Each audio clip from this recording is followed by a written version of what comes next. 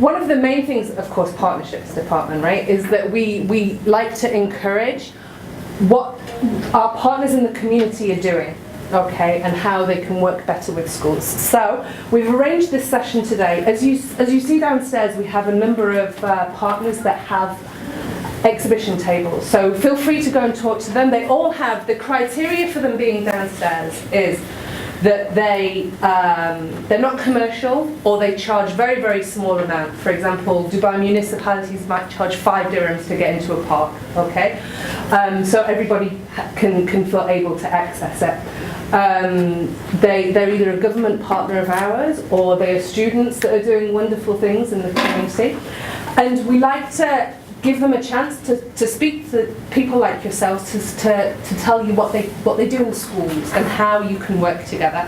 Now, we ran a session like this the other day, and what we found really useful is to have a short introduction about the programs, and then what we do is we break up and we all sit and chat, because what we'll find is you, for example, you might have a question to ask from this student, or from another one of our partners in the community. So what we have is turn up, but no problem. So our first, we have Dubai International Film Festival here, Dubai World Food Festival, Owen, Green Hope UAE, which is these wonderful students at the front, and then afterwards we'll have questions and answers and discussion, okay? So very informal, we break up, we each talk to each other about things that this is also your opportunity as well to feed back to us about what you're looking for, if you're looking for help in your schools with, because we get a lot of companies that approach us that do have excellent programs that don't cost anything. You know, they don't want to sell you training software or anything like this. So this is your opportunity as well to speak to me and let us know if there's anything that you're looking for in to help run activities in schools. We have the libraries, for example, downstairs today. Emirates Literature Festival, who are putting on a session at the same time in the auditorium about their upcoming Arabic Literacy Week, which is huge amounts of activities, getting authors to come to your schools, getting writing competitions. So, you know, we have this bank of knowledge at KHDA from the partners that come to us, and this is what we want to share with you. Okay, so this is your, it's Owen. Yes, hello. No problem, please. So this is your opportunity as well to have more of a less formal, nobody standing at the front and lecturing for an hour and a half, but less formal discussions. This is Owen as well from Dubai World Trade Center, but Dubai Food Fiesta today. Dubai Food Fiesta. So he'll be telling you a little bit as well about what they're doing with the students and the teachers and the parents. Right? Indeed. Okay. So now we have 5 minutes each, and I will start from. So good afternoon and Assalamu alaikum to all of you, and thank you to the KHDA for inviting us. We mark our debut at the What Works event, which has been spectacular. So I just wanted to touch base with a lot of people in education and schools particularly to sort of explain to you how a film festival can actually be of great benefit and a very enriching experience to students. Film, as we all know, is entertaining, it's fun, it's light-hearted, it's probably something that we do over the weekend with the family.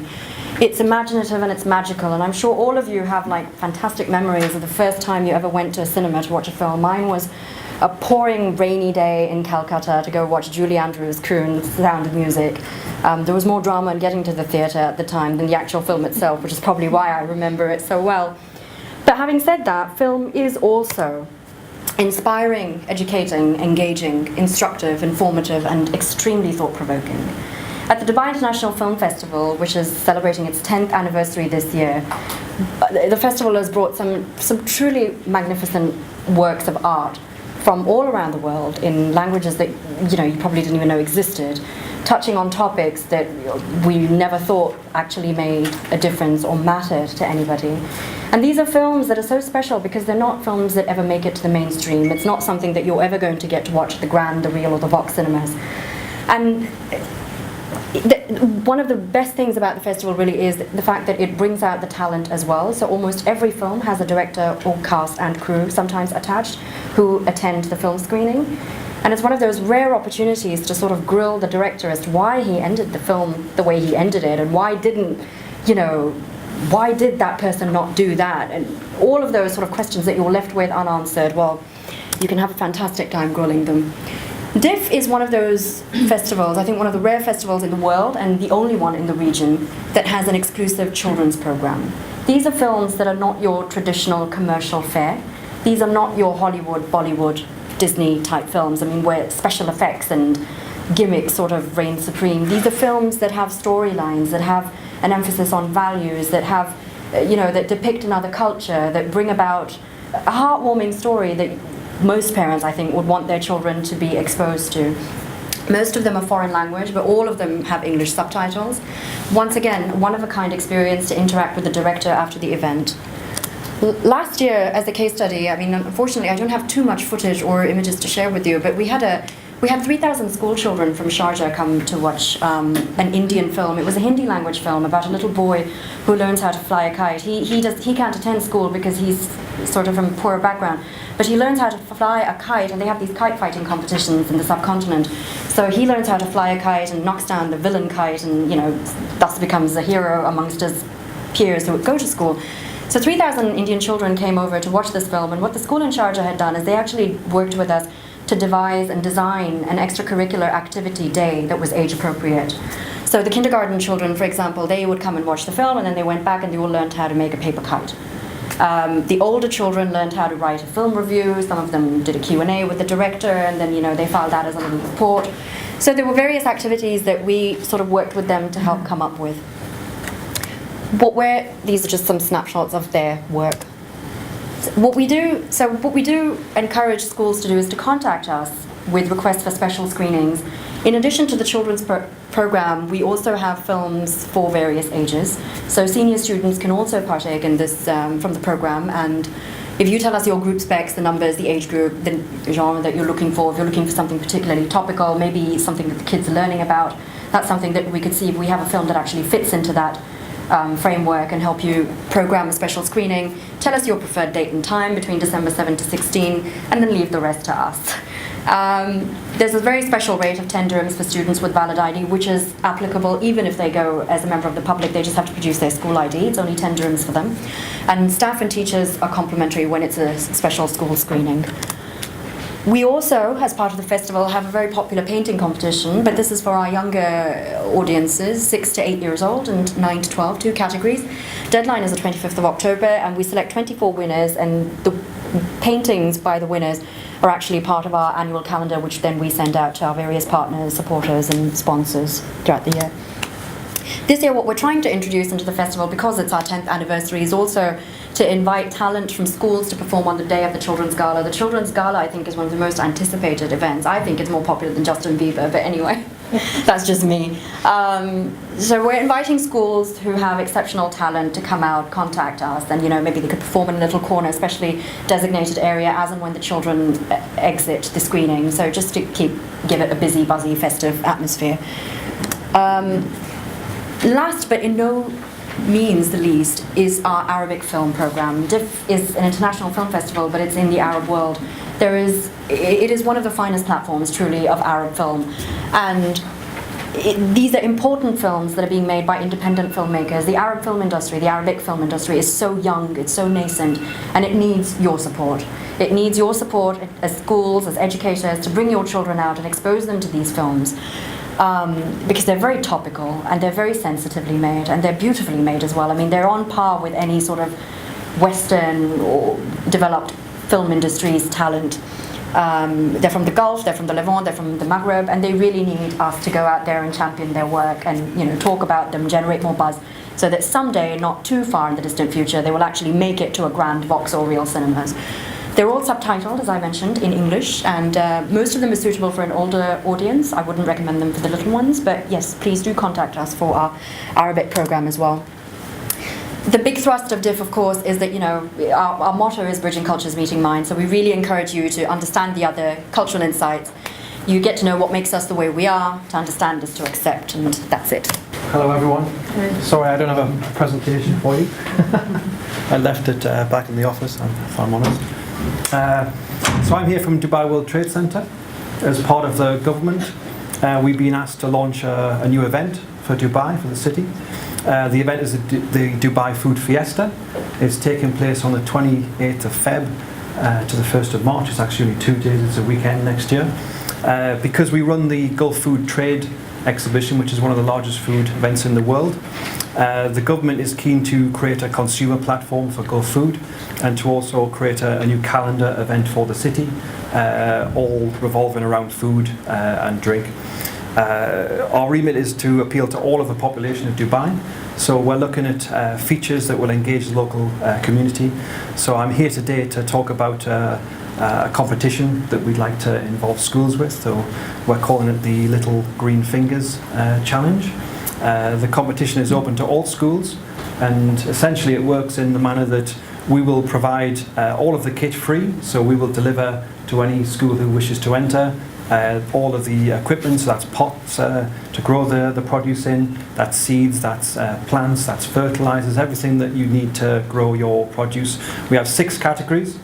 They're all very easy things to grow. They don't require any specialist equipment, they don't require any specialist knowledge. All of the information will be provided to the school in the actual pack. So schools have between now and the end of October to enter. In the second week of November, we will deliver all of the kits to the schools. The schools then have between 10 and 14 weeks, depending on which fruit or vegetable they decide to grow. There's 6 categories. We recommend that a school doesn't do more than 3 categories. They have between 10 and 14 weeks to grow the produce.